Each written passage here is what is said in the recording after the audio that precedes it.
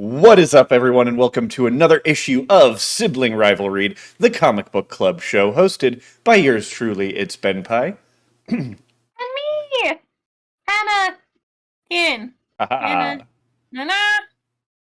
Wow, you're really loud. Oh no, it's just you're not loud on this. You're just loud in my ears. Okay. Um, this week we're back to Marvel. Oh, real quick for anyone new, Sibling Rival-Read is a comic book club that my sister and I host to try to find some really good comic books, potentially entry level. I think the more we do this show, the more we'll be stepping away from like entry level comics and going, into some deep lore. But for now, we're doing a lot of entry level comics to try and get people interested, especially with all the movies and shows coming out. It can be really daunting to see what it is you want to read. So this week we're going to Marvel, and a personal one of my top three favorite heroes from Marvel. But Um, I picked the comic. you did pick the comic, a comic that Just I had read already. yeah, which got me so bummed, but it's fine. I mean, I've picked comics that we've both read before. Yeah, I think. I think you were just mildly surprised by the fact that I'd already read it. Yeah, because it's a newer one and you've been behind. Yeah, but since I am now a subscriber of Marvel Unlimited, I am able to keep really, really well up to date. So that's how I knew this one. And this Um, is such a hard one for me to pick because I knew the hero and I had three options that I was choosing from before settling on this one. Gotcha. Yeah. Um, and I am glad that you did this one because this is kind of it's not like super origin heavy, but it's like the re-origin of Daredevil. Has like those really nice flashback moments to understand the character more. And I mean, given the turmoil that he is in throughout this volume, It's fitting.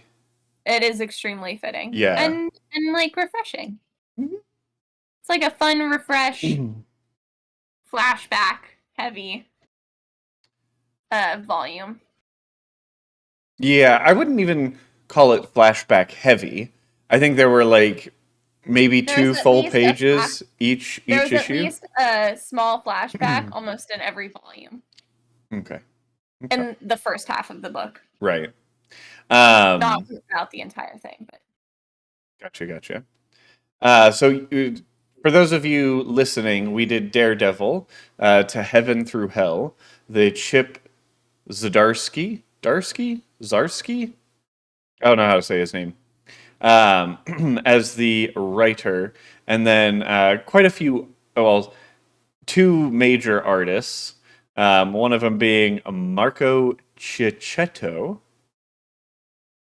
And for one issue alone, oh no, I'm sorry. Marco Cicchetto was the first 5 issues.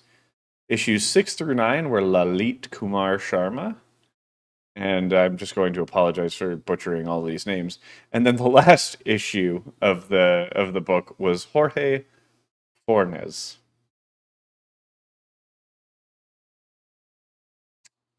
So Daredevil. Why did you? So you said you were choosing between 3 books. Why did you choose this one? So the one of the options was the origin story. We all know how I feel about origin stories. And I felt like that was cheating in a way. And then the other one that I was between was a specific artist's run, but the volume itself was composed of very episodic issues with very minor villains. I gotcha. That made me kind of like on the fence of choosing, just because even if it was a good start to picking up Daredevil, it probably wouldn't entice a lot of people to pick it up with the minor characters that very few people know about. And so I chose this one, and I really liked the art style that, is in the beginning. Yeah, so there are definitely three very distinct art styles, or rather, I wouldn't even say like between the first 5 issues and the next 4 issues. I didn't notice it right away that they were different artists, I noticed it immediately. but that last issue, like where it goes from issue 9 to 10, Uh, that was just like, oh. I felt that though about the first switch from the artists.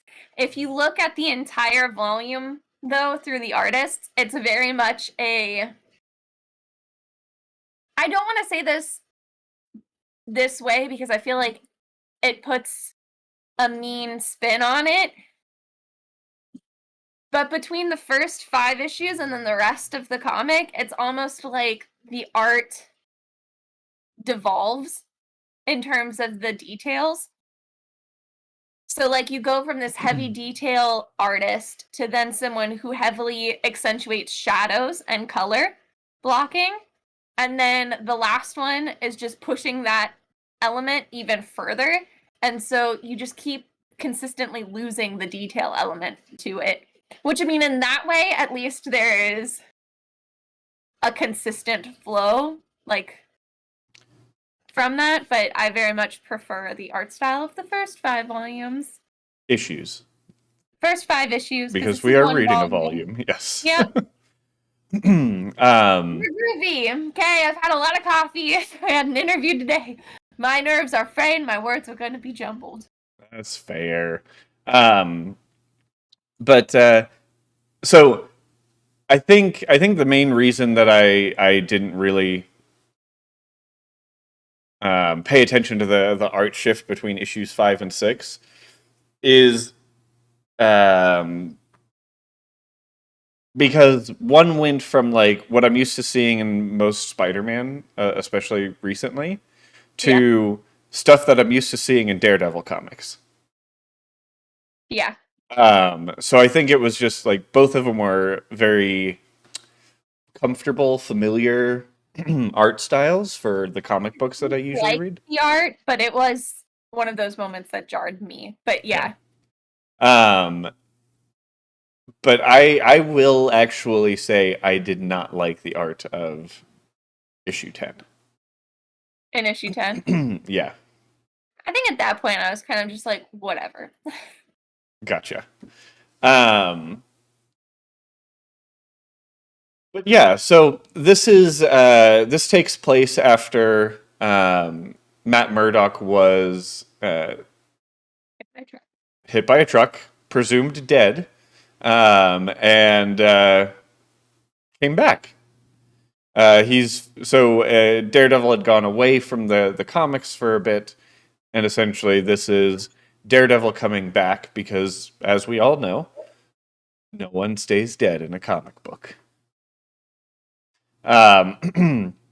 So yeah, it's kind of an interesting take because it's definitely a more mature Daredevil. Like, just going through life, I would almost say he's having a superhero midlife crisis. Very much. Very muchly so. I feel like when you pick up a Daredevil comic, you get one of two tones where it's either really upbeat and funny like a Spider-Man comic can be, or it's super dark and edgy, like the Netflix series was.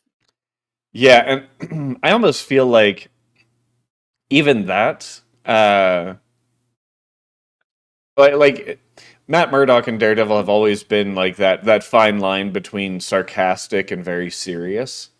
Like it comes across in this book a lot. Like Matt Murdock constantly makes comments about how important the rules are, and like that they be followed and all of that. So it's like his personality is there, but they did used to be a lot lighter. Like if you look at like obviously the first issues of Daredevil, where instead of wearing this Red, he's deep wearing blood the under. red, he's got the yellow,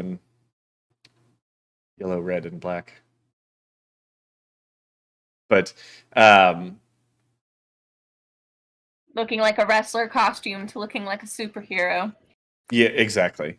That's where the years shift. Yep. Same with Wolverine and stuff. Wolverine has had the Wolverine costume like thing in the comics for forever, though. I know, but you see his costume change is more so what I'm saying. They just keep going back to the wrestler-esque costume. But now he doesn't have any blue outer underwear. Well, because underwear is meant to be Well, worn on the yellow. inside. Yeah, but it was originally. I know. We digress. Yes, we do. So Matt Murdock going through superhero midlife crisis, which He is accidentally kills someone, yeah, and while trying to prove himself being a superhero again after being gone for so long. yeah, and he is like in a great amount of denial about the fact that he killed the person. Mm-hmm. Like he was definitely under the impression that somebody else killed this man and is trying to frame him. It doesn't help that Wilson Fisk is the mayor in this current run, the mayor of New York City. But yeah, I mean, it was nice to see a much more human side of superheroes. Like, hey, these are their flaws, kind of thing. Mm-hmm. And it not just but brought out way to the forefront. And one of the things I've always enjoyed about Daredevil is his connection to like his connection to religion. Because like he's running around as a devil, but is devoutly Catholic. Yeah.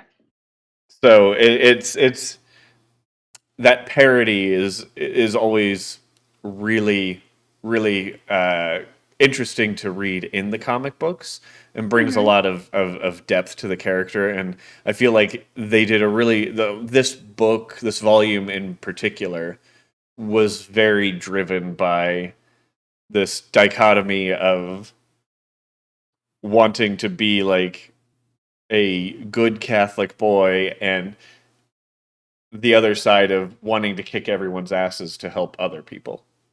Yeah.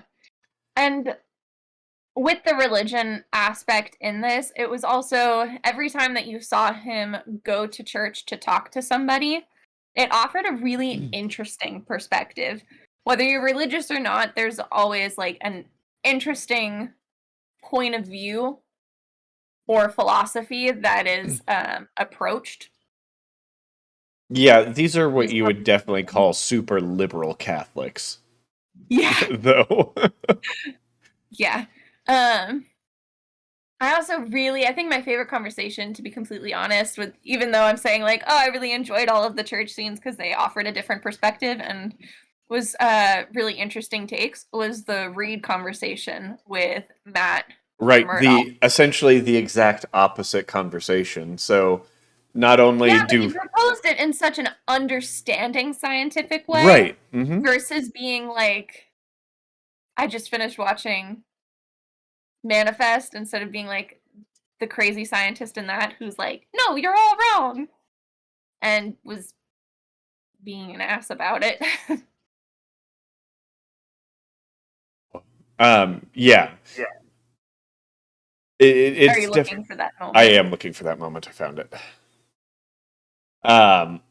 So in case you really needed to see how different the art gets, we go from the first style to the second style. Um, Which I like both of them. The last one though, like, I don't know. Do you see what I mean though about yes, the yeah, style? you Yeah. kind of start to lose detail, and I think I noticed that the most from all three of these books. seeing Wilson Fisk, then Wilson Fisk, then Wilson Fisk. Yeah. Because it's like he's a big fat guy. Like Yeah, but there's he not a goes lot of from being this like super cool illustrated, like, no. oh my god, he looks terrifying, to then being a big baby in the last one. Yes, exactly. Um, but yeah, so like that again. That's that balance between okay. I know we just shoved religion down your throat a lot because that's who Matt Murdock is. Let's also flip the coin over and see the science side of it. Yeah. Um, But I mean, even just how he proposed Murdoch's like midlife crisis yeah. in that, I was like, oh, so great. Because he applied it through a religious lens, Uh huh. but with an analytical mindset as a scientist, and I was like, oh, love it, and it was fun. Yeah. I, I always I do also really love seeing Reed Richards in comics. I miss the Fantastic Four like a lot. I really what's that? Pick one. No, I more meant I miss having a current run of the Oh, Fantastic Four. I have a couple of Fantastic Four books like I was always the more like the newer material of their standalone stuff. I felt like I was steering more and more away from them. I liked the Future Foundation Wow, could era you see the anyways. lightning? No, I did not. Could you hear the thunder? Nope. Really? No, I could not. Well, anybody who's watching this, my dog poked his head out because there was thunder and lightning. And he is very, very frightened. Oh. Um but yeah, I think you're right. I think it offered that really good balance and explained it in a way that made sense for the character. It's always nice when they keep the characters in character. Goodbye. Yeah. Um, He just ah. left. And you know something else I always love in the Daredevil comics is the Daredevil comics, they give everyone has a slightly different like style for how they do the like Daredevil radar. I love it. And I especially loved in the panel that I've got on the screen here. It would be page 16 in the book itself. I love like his fingers touching everything and kind of the ripples coming out, and then him just like kind of scratching his hand across the like kitchen counter. I Mhm. loved how they did that, and then how they show essentially like right next to each other, like the room that he's in, but how he sees it, and him bringing up that it's feels like a box as well. It's Yeah. Something, I mean, I'm like torn about bringing this up because this wasn't part of the comic book story. And it wasn't done by any of these artists, but that little insert moment in the with somewhere in the first 5 issues it was right where it after goes the first issue, I think.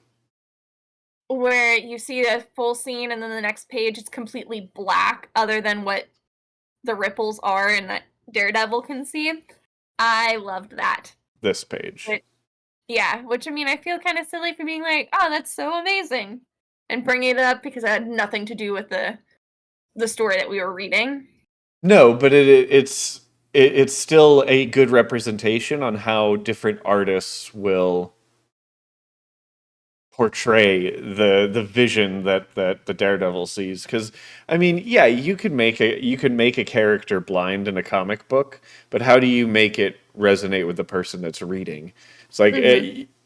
they could not do this and just show Daredevil fighting all the time and just say he's blind. And yeah, sure, I'm sure people would probably buy it, but the fact that they show his vision, like his sense, his radar, I feel just it has a subtle, not a subtle, but a reminder that hey, Matt Murdock is blind, but Mhm.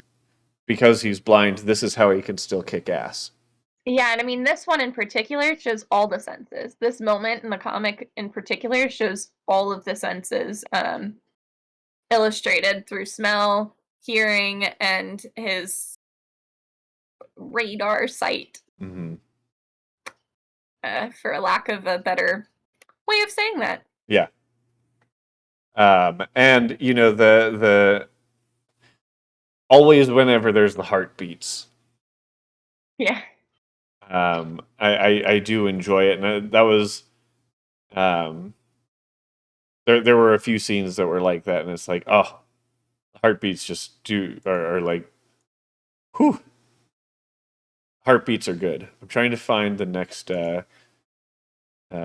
style of his radar essentially. This guy, Something else that was interesting story wise, with this Matt Murdock is instead of a lawyer, what he goes into doing, as a parole officer, and you hear so many people offer, or so many people. So you hear Foggy say that it was like he was born to be a lawyer, and then the doctor, who was like, "No, you messed up and you killed somebody," was pretty much telling him that he should be a doctor, which we all know, why he why can't he be? can't be that. Um, and then you see him as the parole officer and him using his abilities to do that so well, and you're just like, "Dang, what can't you do, sir?" Yeah, I mean And I mean, if you ask the character now, he would say that he couldn't be Daredevil. that's true. It is very true. I was hoping that I'd be able to find like a few more panels than no, that's the last art style. But Like it was the last art style. I think had a moment where they. yeah, yeah, yeah. But I thought during the essentially the dinner scene Oh, that there might have been. I enjoyed the dinner scene also. It It got a was little wordy, but it was really interesting to read. it was very wordy, but it was yeah, like you said, a very interesting take on how different people justify some of the shitty things they do. Yeah, and you have a former DA, assistant DA slash Mayor, superhero sitting across from a mob boss. yeah, Like, yep. All right, all right. pretty much. Um, maybe there really wasn't.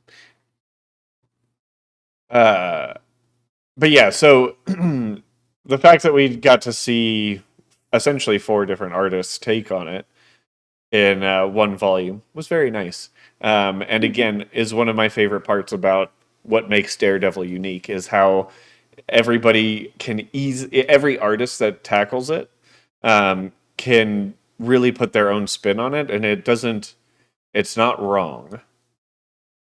Right. Um, and I think I think the first artist I probably did in what would be my opinion the best of I have them, but in what this I favored. but in I think this is before issue 5, so this is the first artist. Yeah. One of the things that I really really liked here was the fact that there are all of these like essentially stars around the room, the red splotches everywhere, Yeah. which to me, and this could not be what the artist was intending to do at all, but to me, like Daredevil's super injured right now, and because he probably is hearing his own heartbeat like in his brain, and this is me just saying, "Oh, this is like when you How start to I see spots for people who can see." You know what I mean? yeah. But am I wrong? Like it Like kind of before you seems. faint. ex- I mean, I haven't ever fainted, so but Happens like before you faint. okay.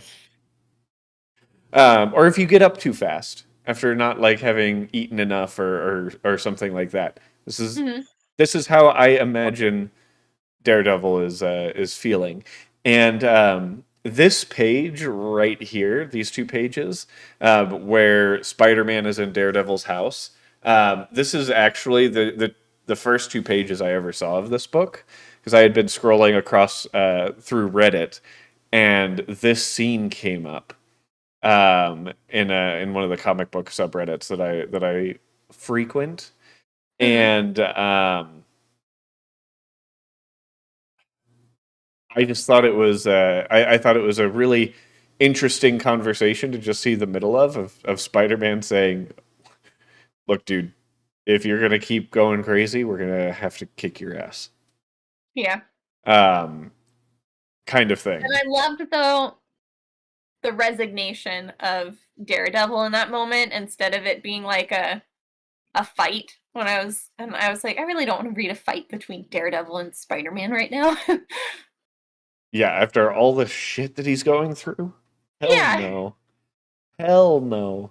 Um, and if you're reading any of the Spider-Man comics that are going on in conjunction with this, it's like if you think the way this Spider-Man talks is not very much like Spider-Man, Peter Parker's got some shit going on right now. Um, and I always one of the main reasons why Daredevil became one of my second like favorite Marvel hero is because of how many team ups between Spider-Man and Daredevil there are. And it just made me really like the dynamic between the two characters. Um, and just like I really enjoyed it. Um, and then the recognition of Spider-Man being in the room, and like this is definitely a person I cannot, win in a head-to-head arm wrestling match with. Um, but he somehow manages to pull all his punches. Yeah. I feel like I've been talking a lot here. Um, Well, because I feel like every moment that I'm like, oh, I can say something, I'm like, yeah, but we're talking about art now, and then this and this, and so I'm like, oh, I gotta go with the flow of the conversation, man. well, Otherwise, I'm just jumping around like the coffee inside me. I am sorry. I've just been going like Yeah, bam, but bam, he's bam. one of your favorite superheroes. I Yeah, would have probably done the same of if you pick a Nightwing comic. I gotcha. I gotcha. That's fair. So I'm not wounded, and So, what were some of the parts that resonated the most with you in this book? aside from the ones that I already said, Hmm. um, character-wise, I'm interested in seeing how Cole North The continues detective. in the Hmm. story. Um, because I enjoyed seeing like that slight. You barely got a taste of the struggle that he was going through emotionally and mentally when he is dealing with the aftermath of getting rid of Daredevil. Because he's kind of like, I should have done this because it was wrong, but at the same time, I think I'm just telling myself that I should have done this because it was wrong, and I don't actually think that anymore. So I enjoyed seeing that struggle. I wish that we had seen more of it. Um, continue on, which I'm sure you do in later comics, just based on how this one ended. With Daredevil saving his behind. Um, uh, I will also say that I was very happy to learn that he is not going to have a drug problem. with the pain meds because for like a nanosecond I got nervous. It was also comical hearing the instant where the Daredevil date. realized that Punisher had a very iconic T-shirt. That was funny. Yeah, He was like, I didn't really realize. I needed a shirt. yeah. No, and that I felt like was also a good representation of what he was going through. Yeah. Like the light and the dark in him that was really fighting each other. I mean that fight, the Daredevil in the Punisher t-shirt was probably some of my favorite artistic moments because the color palette went so much darker and muted, and that was really where he hit his lowest point. Um in terms of trying so hard to prove he can do the job of being a superhero still. Right. Um, I love this stance and yeah, this pose in general and all when of he is that. on top of the The dude. gunman, yeah. The gunman. Woo. Kind of I gives will me some also Carnage vibes, so. yes, but and I like the Street Fighter uh gloves unraveling. It was very much the equivalent of the state of his psyche at this point. It was really really pretty and well done. Mhm. No, I think I think this is one where the writer and the artist really worked well together. Um, With the first 5 issues. Not that like the other issues are bad art, in my opinion. but the Not that first the other five issues issues in are particular, yeah, are just outstanding. Mhm. Um, I agree. yeah. Um, Another thing with Cole North is I would be really interested to see his reaction in learning that Daredevil is blind. I always love when anyone finds out that Daredevil is blind. Like any and every scene where it's like, okay, dude. Especially in like the Netflix series where like when he meets Jessica Jones and when he meets Luke Cage and when he meets Danny Rand, it's like, you're blind? It's so awesome. Although I did not watch those spin-off series, but yeah, Oh, Anna. I only saw them in the Okay. I know you're judging. It's fine. Have you finished Loki? I have. I don't believe you. Go away. We continue talking about Daredevil. Um no, I enjoyed this and it is one of the kind of nice things, but is really a sad thing about Daredevil, is there are a lot of volume ones because I don't feel like really any of his comics had super long runs Mhm. before like going away and coming back a few times. Um, so I do feel like Daredevil is one of the easier ones to just say, I'm gonna go grab a volume one. And every time it's going to be a A good decent start off. yeah, a good entry point and just a fun story, a deep story, a story that should resonate with you in whichever direction it goes. Um, and that is one of the things that I like about it. Um, do you have you have you have favorite panels? I assume. Well, we passed them when I was talking about the fighting scene. Okay, I was talking about why they were my favorites in terms of the color scheme, that's right. and yeah, I wrote sure. mine. I actually wrote mine down this time. I usually Um, have to write mine down, but this time it was really just that entire moment uh huh.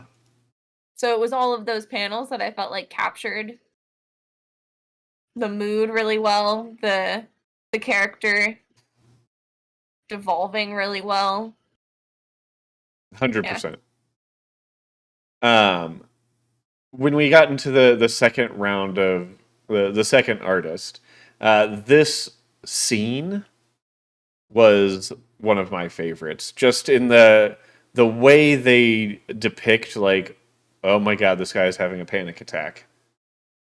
Um, and I go to very frequently, if the art does facial expressions well, I'm gonna like it. And even though there isn't as much detail in this artist as the previous artist, I felt like they still did a really good job in showing the mental break that Matt Murdock is having. Mm-hmm. And then I think I had another set here. I also And that moment, just for anybody who is on the podcast, was when he realizes that the man he killed, oh my bad. Yep. he's the parole officer for the brother. Thank you. We do have to Yeah. be better about that because I think we do that a lot where we reference what's on screen. And then this other scene where you see. I mean, this is almost like Robin Wars. Like this, like reading this part, I'm like, oh my god, it's going to be Robin War, but Daredevil War. Like the whole "We Are Robin" movement. We Yeah. are Daredevil. Uh Yeah, huh. I got those vibes. And like seeing that, and then seeing Matt Murdock just sitting in his room listening to the city, and it I getting love that to moment. this full page screen where scene where you just see like the cityscape of New York. You see Matt's room in this blue color, and then you just see a bunch of words of everything that he's hearing around the city. And then him pinpointing like exactly where crimes are Every happening. is. Yeah, Yeah, it was it's fantastic. I loved it. I loved it. And it was definitely like his way of coping with not being Daredevil anymore. Right. Because Like he couldn't turn a blind eye. uh absolutely. I also really enjoyed the conversations that he had with Sister Elizabeth. Yeah. Um especially the last one right before he goes to look for that kid. Mm-hmm. Um where she's like, God gave you a gift and you have a specific way of using it. Maybe the challenge that God is giving you is trying to figure out a different way to use it to the same means. And I felt like this was one where it's like, I feel like this is kind of you using it for the same ish means. Yeah. Only downside is no corruption can really be stopped with this, and I think that's a huge issue in Hell's Kitchen. Yeah. That's why I don't dislike him as the parole officer, because that was a really interesting new character development career path and very interesting to read about. But in terms of coping with not being Daredevil anymore, him being a lawyer to stop the crime, yeah, I don't want to say made more sense, because there's an argument for both in making sense. One, he stops the crime, and one, he tries to reform the crime from ever happening again. well, he was a defense attorney though, Yeah. He was trying to he was trying to Keep people out of jail. right. Yeah, but most of the ones that I read, he was just defending good people. Not always. Well, I said the ones that I read, Ben. Okay. But yeah, I'm a positive outlook person. I scared my dog out of the closet. I do agree that this book did show him having to deal with different aspects of the same job together. Yeah. It's always nice to have the real world parallel. and not have it be like in the Lucifer TV show where the real world parallel becomes him sitting in a uh, psychiatrist's office. You know. Um, One final note from me for the art, and I know it's not the art that we're specifically here to judge, but the cover arts, The elements. Oh, I see. Yeah, it was gorgeous. like, and I don't know. I feel like every time they reboot Daredevil, the they they always have such an awesome artist doing the cover art. We And also just say that the cover art this time is watercolor, which should mean that some comics out there should be more watercolor. oh, and then even like the variant covers. Okay, those aren't watercolor. Yeah. But yeah. But I love the I really liked the Last Supper styled book cover. That was the one that I was hovered over for a little bit earlier. But these Daredevil covers are always really good, in my opinion. Is essentially what I'm trying to get at. Oops. I really loved that almost Venn diagram style uh artwork with Matt Murdock and Wilson Fisk, yeah. the Kingpin, Mayor I Kingpin. was, I was just gonna say Kingpin, and then he said his name. I was like, fine. And the Daredevil being the comparing. Mm-hmm. Yeah, All right. I'm iffy about Electro coming in, but I mean, I feel like you got to keep them hooked somehow. I don't. I mean that's probably like what they're saying is trying to keep it interesting. Electra is kind of meh to me as well. mhm. Um, but anyways, shall we talk about scoring? Sure. You start with story. Yeah. So story wise, um, I enjoyed it. It was an origin story, but it was a little deeper than just your standard origin story.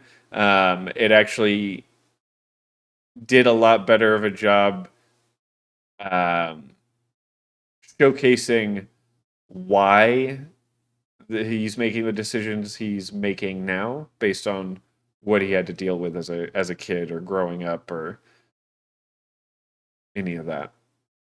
Um, so because of that, it's very accessible to a new reader, and I just I felt like character growth in the, or not necessarily growth, but Development. development throughout. I feel every single issue, like every single issue had either growth or digressing in like what Matt was having to put up with, what Daredevil was having to put up with, um, until finally getting to that point of almost rebirth. Um, it's a good story. I don't know that I'd call it so exciting that like this is this is quintessential Daredevil. This is the best Daredevil that you're gonna read. I don't think it's that, Right. but I think it's good Daredevil. And if you're kind of trying to get a little taste of it without doing anything too serious too fast, this is a good one to go with. And I think for that reason, I give it, a 7 is still good. It's average, right? And Yes. I would say story wise, this is very average. Yeah. Um. So for me, I really did enjoy seeing the almost de-evolution of Daredevil. I thought that the multiple perspectives that you get from being how you view being a superhero, how people view a vigilante, how divided the police force was, how divided Daredevil was, how divided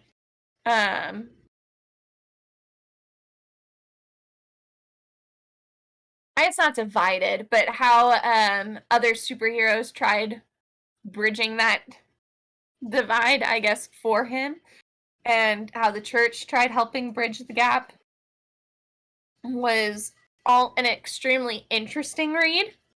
I think that it's a good start for anybody trying to read it. I enjoy philosophy a lot, so all of those moments where you delved into those aspects of it resonated with me a lot more than maybe some other people might when they read this. Some I level thought of that philosophy in any story is always kind of makes you go. I either sit there and go, "Huh," or "Whoa." yeah.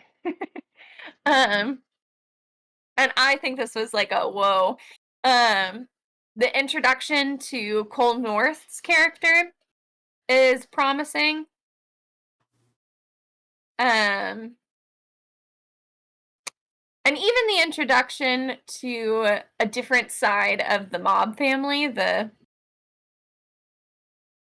Libris family. Okay. yeah, Mhm. is interesting to me. So I would probably give this one an 8 out of 10 for story. Okay. I would recommend it to somebody interested in Daredevil. I don't know if this would be like my go-to one for this is where you should start, or like this Right. one is going to get you into it, but Absolutely. this one is interesting. I think that it's well done. Um, yeah. All right. I think I feel pretty good at an 8. Yeah, and I was I'm like I hoping that was I made it sound like an 8, not like I was somewhere. I was originally going to give it an 8, but I think part of why I don't want to give it that high of a score is because I know that there are Daredevil stories that are better than this, and maybe I shouldn't always I don't always base my scores off of this, but in the sense of I some of those stories that I'm thinking of, I would consider an 8, like Daredevil Yellow. I would consider that a solid 8 or a 9. But and I don't. Yellow would be a 9, but that's a standalone. It is. No, I know, but it's still a comic book to compare. Yeah.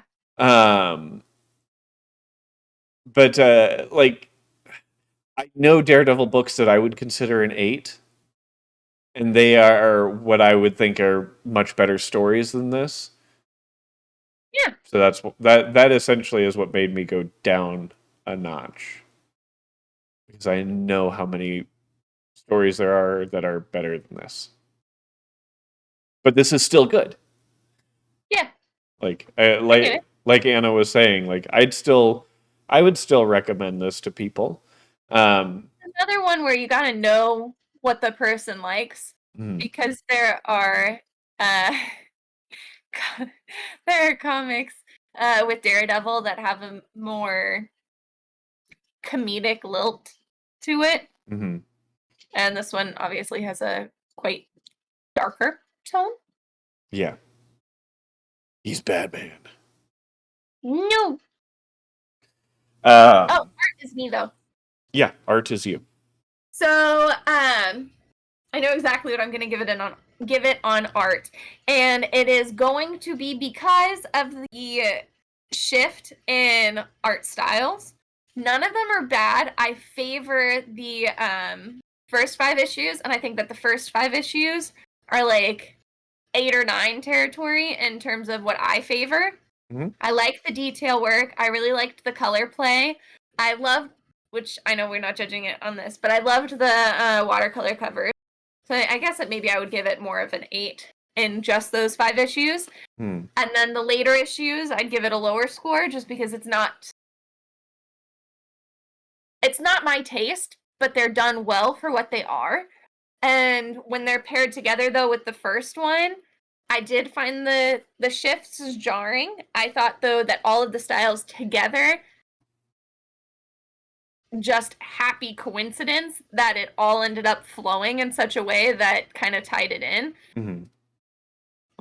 But I do think that was a coincidence. I do not at all think that was a storytelling device for the details to all of a sudden disappear or start to disappear. Right. So, I mean, the last one is definitely my least favorite art style. The middle one is just, like, meh. Yeah. There's nothing outstanding about that art style to me, particularly. Like, I didn't find any moments in the later issues. None of those moments ever hit my favorite panels. All of my favorite panels happened in the first 5 issues with the first artist. Yeah, I tried to pick favorite panels from the first 5 and the second 4. Mm-hmm. I tried to then also do the same thing with the last, but I just couldn't. I mean, with the last one, you can say the And the funny color story uh, in the police station was interesting. yes. And I think I don't know why red and green. I think that I would read if this were the style of the whole book, The last issue? the last issue or the style of the whole volume. I don't think I would be as upset by the not upset. That's not the right Like, word, but like taken aback, disinterested. Yeah. Yeah, definitely. By the time we got here, I do very much prefer when you have a big story arc that it's a consistent artist through. And I just think that this one had a happy incident of them at least going together in such a way that they were consistently losing an element and the same element. Yeah. And I think that each artist as a standalone, I would read the comic. I would obviously have a different score for the art each time, but I would still read them. Uh-huh. So none of them are going to get so low where I'm not interested in reading the story. It almost becomes very dated by the end of it, art style wise. Right, like it's very classic comic. Yeah, it goes from like super Silver modernized Age? to average comic to like pop art comic. Yeah. But so my overall art score would be a 7. Overall art Six, score. 6 or 7. I'll say 7, I guess. Okay. Because the first 5 are my favorite, and that is half of the book. And then the second half really isn't that bad. Ooh. I agree. And I think Maybe I'll give it. Okay. I know what my overall score is, so I guess it really doesn't matter. I think overall my favorite art style was the first one as well. I just, it was the detail was really good in showing like a good. Sorry, I'm trying to think of how I want to say this. We've complained before about how the art doesn't lend to the story itself. I felt like the art in the first batch did really, really well with the story, between showing how he sees how the world is kind of being seen, and how these flashbacks happen. Like each set has its own color palette that it pulls from. There's very much a decisive tone with the color and the lighting for every moment. Even the flashbacks have like a warmth of an idolized youth. Full take. Mhm. Like Um, hindsight, 2020. I think that I think that I would probably give the art the same score. And again, one of those reasons is because, like I said, I do really like for a single story arc to have the same artist through it. And you might definitely say that there's at least two different story arcs in this one, and one is him stopping being Daredevil and him learning to be Daredevil again. But I don't know. I could have enjoyed it more, I think, if it was the same all the way through. Consistent, yeah. Yeah.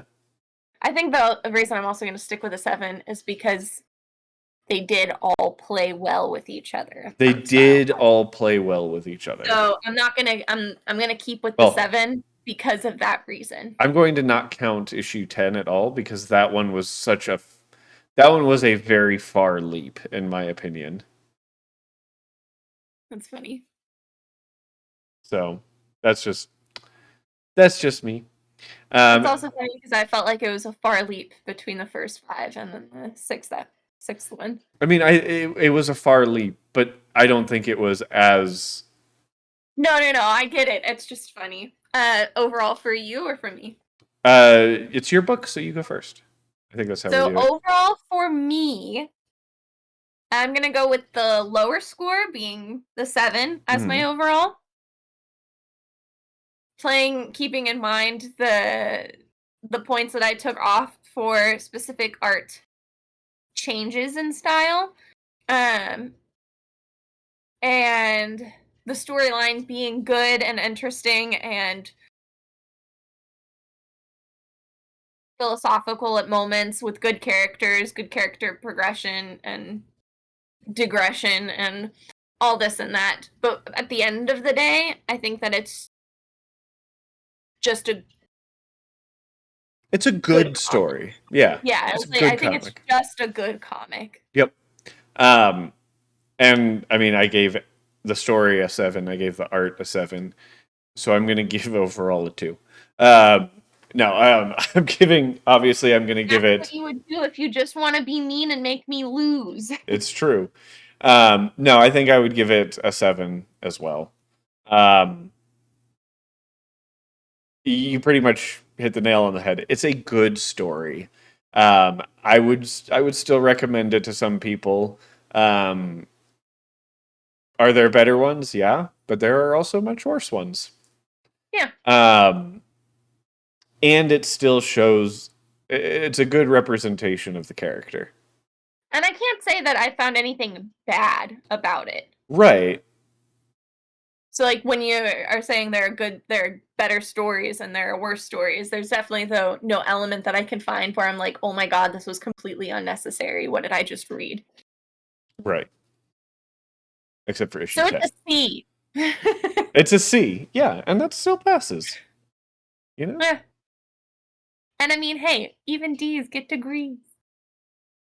Exactly. I told that to Sarah and she like lost her mind. She was like, "Is that what you told yourself through college?" Like, yes. Oh gosh, she's got a More rude point. awakening when nobody in job interviews ever asks her what her grades were in college. Nope.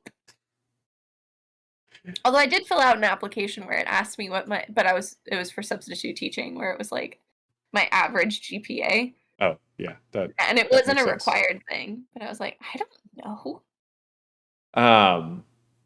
So 7, 7 and a 7. Mm? Good start, solid start. Um, Average start. an average start.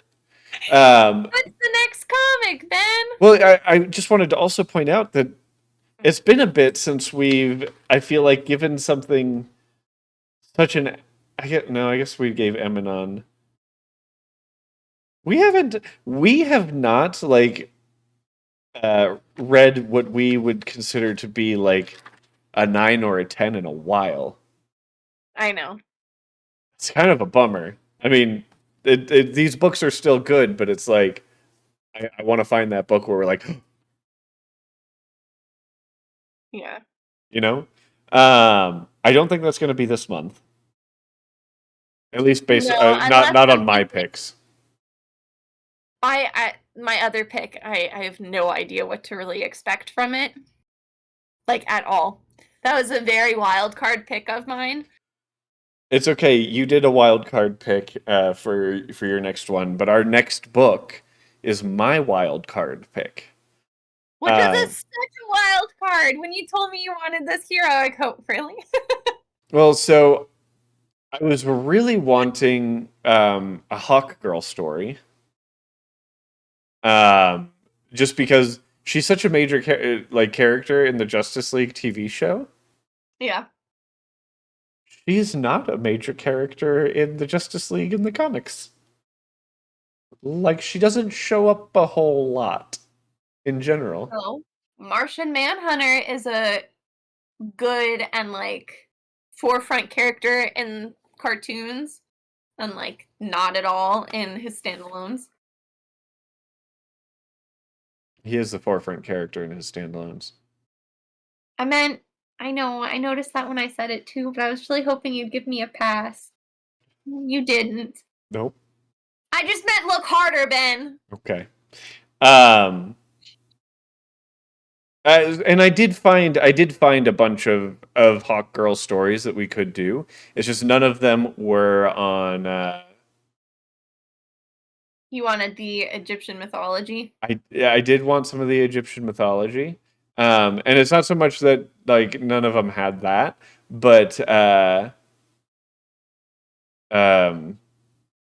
none of them had like a collected edition that I could just buy or was available on like DC. Mythology. Yeah, I mean, I guess all of them were available on DC Universe Infinite. They gotta come up with a better name for that. Um, but it's very. I have a way that I like to read, and it's comicsology as far as navigation goes. But yeah, so I did pick. I think the latest run of Hawkman. Um, and I have actually the volume that we're reading is the final volume of that run.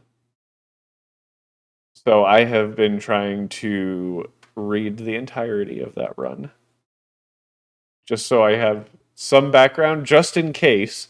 So if I need to explain something, it's something that we can actually talk about. I really like how your face froze for like 20 seconds. Laughing. I tried so hard not to laugh. It froze at like the perfect part, but it was still a stupid face. Oh, okay. I'm good. I'm good. Woo. So yeah, so we are reading Hawkman, Hawk's Eternal. Um, for my peak. I think it was For the Hawks. DC. Yeah, for DC. Trying to here it is. Yeah, Hawk's Eternal. So this is our next week's book. And then the following week is Anna's pick, where we go back and do the Independent. And we read low. Volume 1.